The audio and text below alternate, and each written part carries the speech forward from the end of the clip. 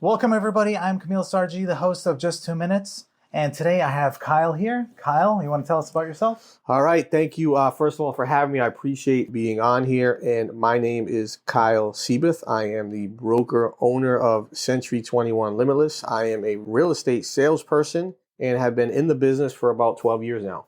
Awesome. I'm very excited to talk about your past, how you got into real estate. But first, this is called Just 2 Minutes. Yep. I have like 2 minutes of weird questions. Let's go. Ready? Okay. So if you were in a rock and roll band and you had these three names to use as your name for the band, which one would you pick? USB, FHA, and ATM. ATM. ATM. Okay. So cologne, right? They have cologne. You have to choose one smell, one food smell to be for a week. What would that smell? Watermelon. Watermelon? Mm-hmm. Cool. You have pets? 2 dogs. 2 dogs, okay. So if you woke up one day and your pets could speak, what do you think they'd say to you? This guy doesn't like us. This guy doesn't even talk to us. All right, let's talk about animal attacks. Speaking of animals. Sure. So if you had to fight one horse-sized duck or 100 duck-sized horses, which one would you choose? One horse-sized duck. Horse-sized duck? You think you can... I'll take it out all day. Okay. One-on-one, man-on-man, I got this. If you could time travel, right? You think it's real, first thing? Yeah, Yeah, absolutely. Right. So if you could time travel to a moment where you were embarrassed yourself, would you do it or not? If I could time travel back to a moment, Back to a moment where you embarrassed yourself. I don't really get embarrassed, so yeah, I do. Even actually. A kid, like yeah, there was one time. Yes, there was one time I used to work in Boston. I'll never forget this story. I was walking through one of those turnaround things. Yeah. You know, the doors that turn. Oh, yeah. And I didn't know because I was young. I was just out of college. That only one person got in the thing at a time, like in each little like vestibule thing. I got in behind another guy, and my heel hit the back, and the door hit him right in the face. Yeah, so I would have probably changed that. I felt bad for the guy. Okay. He wanted to kill me, but I just kept it moving. Awesome. That was it for the questions. There we go. Now to the meat. Let's go. Meat and potatoes. Meat and potatoes. Where'd you grow up in? I'm from Seekonk, Massachusetts. Seekonk. Okay, Yeah. so you grew up there. Yeah. What'd you do before real estate, before you got your license? I was in finance. I was in finance working in Boston for about 10 years. Okay. And then I got into real estate. All right. How old were you when you got your 31. license? 31. All right. Did you play any sports, competitive I played sports? basketball. Do you like High competition? school. Oh, yeah. That's my thing. I'm a born competitor. I know that. Competitor in a way that's healthy, though. I'm not a competitor where you need to lose for me to win. Like that's sports, right? Obviously, I want to win and you lose, but in life, it's not like that. In my opinion, there's plenty of abundancy out there that you don't have to. It's not I need to win for you to do poorly. Like I hope your real estate company kills it. I hope you have the best year ever. Like it doesn't impact my life at all. Yeah. I'm a competitor against myself. I'm a competitor against numbers. I'm a competitor against the process and the journey. That's where I compete. Not against other. I don't need to compete with someone else. Yeah, it's awesome seeing you grow from starting off. So why did you get your license? I got it in the beginning to have the money to be able to go on an extra vacation every year when I first started out. Because I figured if I sell one house a year, I could be able to go on one vacation and would be paid for. So what'd you do with that first paycheck? Probably used it to go to Vegas. Yeah? Okay. That was it. So that got you thinking like, all right, this... It got me thinking, it got me kind of competitive. So what it did was it got me to a position where the competitive nature I had inside of me came out and said, well, I'm pretty good at this, or I enjoy it, or it gives me a rush, or it makes me excited about actually existing. I need to participate in this further. Do you have any like family or someone that inspired you, was a mentor as you were getting to that point? I think that, I've got a good background. I think my parents did an excellent job instilling hard work, instilling honesty, instilling all the qualities that you would look for in anyone. Unlike anyone else, we've all made mistakes. We've all done things in the past that, hey, at the end of the day, did I not study for a test? Sure, I should have studied more. Like this, I'm not perfect, but at the same time, I think I had a good role models with them and just kind of really pushing me towards being better and working harder and wanting more. Nice. Never being complacent. I think that was key. So when you first started real estate, what was your schedule, like your day-to-day So I schedule? started part-time. When I first started, it was 9 to 5. I worked during 12 to 1 during my lunch, and then I worked from 5:01 to 8 o'clock on showings. And then I would go ahead and from there, I would go ahead and do any paperwork at night. Awesome. And then once I transitioned, after I did 191 transactions, I transitioned to full-time. And that was at the point where I had to understand a new schedule. And my schedule now is, as I told you when I got here, almost every 15 minutes I'm somewhere else. Yeah. So how did you get to the point where you decided, like, all right, I'm spending too much time on this. I need to cut it down and maybe be more efficient with my time? I think it was when I had a full-time job, I needed to utilize my time. I call it return on efficiency. But my return on efficiency is really good. My time during the day, I always say to my driver, we always talk and I joke around with him. I say, it's not fun time right now. This is game time. Like if you're in the car with me, it's game time. There's no fun in games. This is game time. If you were like back then when you got your license and you were like, wow, this is awesome. Did you see the future of like where you are today? Did you like, or a little bit before, or was it like step by? I think it was, I didn't know what it would become. I did know that I enjoyed what I was doing. I did know that I've always wanted more. I did know that I have a lot of potential. However, I didn't know exactly what the future would bring. I can say that the challenges I had then versus the challenges I have now are not even close to the same. As you level up and you try new things and you do new things and you start new businesses, you put yourself in a position to continue to elevate. When did you start a team and then got your broker? So to be clear, I don't really have a team. I have myself, the salesperson, and I have a bunch of supporting folks that work for me as administrative and supportive help. Okay. There are no other salespeople on my team. It's just me. And we set it up like that purposely, where I focus on income generating activities. I have a phenomenal staff that helps focus on all the other procedural and administrative things that need to be done. When did you decide, I don't want to be sales, I want to get my broker license and open my own place? I still do sell at a super high level. So it's not that I don't want to be sales. I said, looking at the competitive landscape, I said there is room for a real estate agency run by a real estate agent. And there is room for someone that can inspire by being a doer versus a teller. And I think that's where I came down with it. Like your name in Rhode Island, like everybody knows you. Correct. So you built that, from the beginning, being the top agent, like all the time. You didn't want to start a team. You just wanted to do a brokerage. No, I think the brokerage kind of facilitated that any ambition that I had to start a team, because now I have a team of agents that work under the brokerage that we provide as much value as we can. Why'd you pick Century 21? So at the time I was being kind of hounded by a bunch of different firms and companies, and I still feel like there's always going to be that shiny object with that internet online brokerage where you don't need an office. But I feel like the old meat and potatoes and the old school have an office, have support, understand who the people are, go be able to feel it, touch it, see it. I think there's value in that. And I think they brought that to the table, kind of having that legacy platform, allowing me to run autonomously the way that I wanted to run the brokerage. So I enjoy that.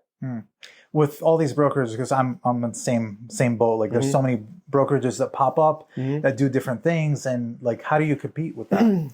I think at the end of the day, we're all doing the same thing. We're all trying to help people increase their sales. We're all trying to help the consumer buy or sell real estate. And when you break it down too much and you start to become too much in the weeds, I think you can confuse folks. You can confuse agents. You can make them join places where it doesn't really make any sense or provide any benefit. And I think at the end of the day, when I look at the brokerage, I say, what value do we add? What opportunities can we give you? And how can I, as the broker owner, provide the best chance for you to increase your sales year in and year out? You have a lot of people that trust in you and join you and grow and become successful. What's it like when people leave? Because I see that a lot with happens. I mean, we actually had a few folks leave recently. Some were asked to leave because of not really on the same page with some of the things that I believed in and I stood for. So I don't think it was a good fit. I wish everyone the best. I think anyone that does leave, more power to them. However, we've had a lot of people boomerang where they leave and they come back. And I think it's always good to see what else is out there. But I do know, I don't take it personal. Unless you've done something to me on a personal level, then it's part of business and you move on. And we have an open door for 99%. There's some folks that I would not open the door back for. You've done thousands of deals. Was there one that popped up like, you're like, wow, this changes my perspective on the business? I think there wasn't just one. I think the deals that have changed my perspective on the business is when sometimes we can become robotic in the sense that we forget that we are helping the consumer sell or buy real estate.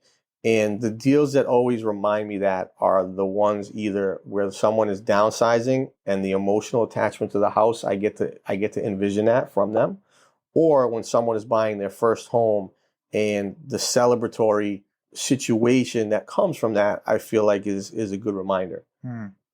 You work with a lot of investors, right? Tons of investors. Yeah. Also new ones that want to be investors. That Correct. Like, please help me. What are like first-time mistakes that first-time investors do? The biggest mistake that I see from investors that are new is I call them spreadsheet warriors. They never actually do. They just watch and they observe and they don't participate because they're worried that if they actually do, they're going to make a mistake and lose money. And that is part of the process. That is part of the learning curve. That is part of the lessons that you will learn along the way. So if I'm a new investor, I want to participate. I want to go out there and actually make something happen. Yeah, I met an investor who their first deal, they got burned. And that didn't stop them though. Oh, good for them. Which is good. Yeah. Good for them. Yeah.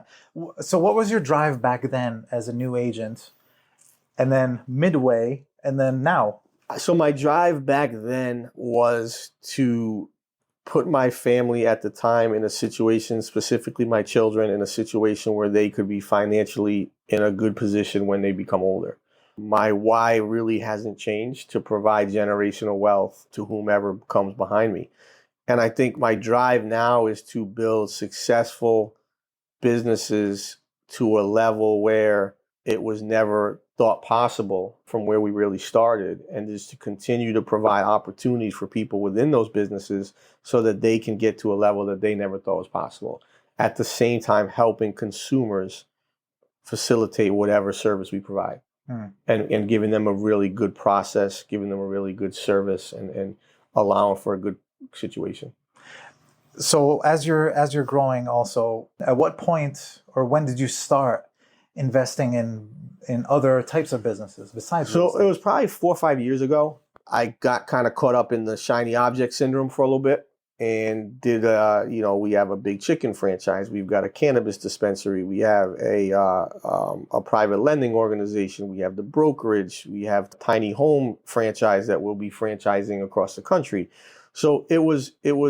I think the biggest mistake I made when I look back at all the businesses that didn't pass, that failed, I stepped out of my zone. I know real estate. I know it very well. I understand sales. I understand it very well. When I go into a business where I don't know it and I try to have the partner pick up the slack, it has failed me. When I go into a business where I know it, or I feel like that partner has skin in the game, it has been successful. So we've been at a 50-50 tilt pretty much, where 50% worked, 50% didn't. But the common denominator is number one, real estate, and number two, whoever the characteristics of the partner involved that's a specialist in the actual business. That's important. Okay. Not who they are, what they're about, what they stand for.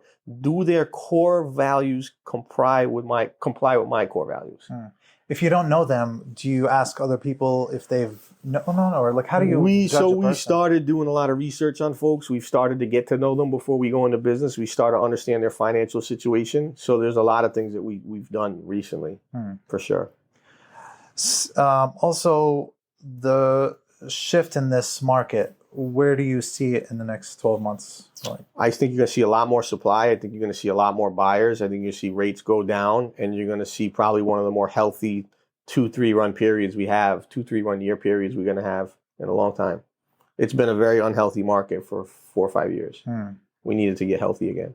You talked about your schedule back then. What's your schedule like now? Constant, nonstop, totally efficient. From 4:30 in the morning till 8:30 at night, nonstop. 4:30 in the morning? I've got a full routine. I do 4:30 to 6 o'clock. Go to the gym at 6. Bring my kids to school. Go in the office at 8. From 8 till 8, I'm on the road. Okay. When do you sleep? 10 to 4:30. 10 to 4:30. Okay. Is that sufficient? Yeah. I mean, you've been doing this for how long? I feel better now than I've ever felt. I'm in the best shape I've been in since in college. So I feel like if you keep your mind and your body in good shape, you can do this forever. And what is the mind like? How do you keep your mind? Meditation. In good shape? Yeah. Affirmations. A lot of listening and reading and watching and understanding. A lot of mental exercising. What do you do to take a break? I usually just put the phone down. Put the phone down, watch silly TV, hang with my kids, do silly stuff like that. Awesome. Yeah, I try to do that. That's cool. Anything else that you would give to a new agent or? What I would say, I actually did a class today for the brokerage, and one of the messages that I tried to kind of put across to everyone was the biggest characteristic that you can have that can help you be successful is resiliency. If you're a new agent and you can be resilient and you can look at situations where you can start to be proactive versus reactive and stay resilient and stay consistent, you will be successful if you have a good plan in place. If you have none of the above, you have no chance. What about those days where they feel down? I feel down all the time. It happens. You have to pick yourself up. It's part of the process. It's part of the journey. It's par for the course. There's days when you're down. There's a key champion and a key winner is someone that when they don't feel like doing it, still does it. Someone that's down gets up and doesn't stay down. That will make you a winner. Yeah. And you fight, you compete. Yeah. Do you have like a formula? Like, all right, I'm feeling down today. I got to go remember these things that I have to do. It's a non-negotiable. So it doesn't matter if I'm down or up. I have whatever's in my schedule has to be done. There's not negotiation. I will not negotiate. When I started this, I said I will not negotiate with myself. That is one thing I will not do. I've made a pact to be the best I can, and I will continue. I'm envisioning a soldier marching in the snow, and they're like, "Oh, my foot, I'm uncomfortable." Too bad. Just gotta keep pushing, going. man. Keep pushing. Awesome. Too bad. Kyle, thank you so much for coming. Well, I appreciate you. I appreciate you having me on. As I told you, we get through the stuff for you. I really hope this is helpful for any new or existing agents, and we'll go from there. I'm always on social, so if you have any questions, reach out. If not, I appreciate. How do people find you? You guys can find me on Facebook and Instagram. Just search my name. It's KYLESEYBOTH, and my phone number is 508-726-3492. I really, really appreciate the opportunity, and I appreciate you having me on. And if you don't know Kyle, like, you're not living in America. Like, everybody knows Kyle. It is what it is. Awesome. Thank you very much. Appreciate it so much. Yeah, thank you. My agent's got a squad, we all in the zone. In-house help, so they ain't doing it alone. They focus on clients, negotiating win, while the back end's hand them, man, that's how we spin. I hand them business, watch them all climb.